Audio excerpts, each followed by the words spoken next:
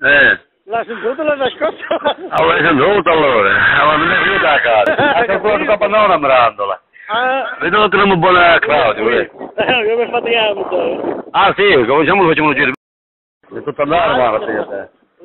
A Carpa, pure per la Gavassa c'è il caso. Ah no, a Gavassa non caseificio ho fatto rubato. Secondo me è tutto di legno, ma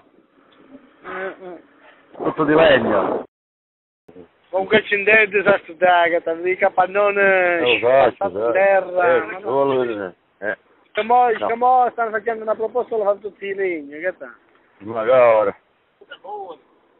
Abbiamo preparato tutte le società, quattro società sicure. Secondo me abbiamo cominciato a Portogallo.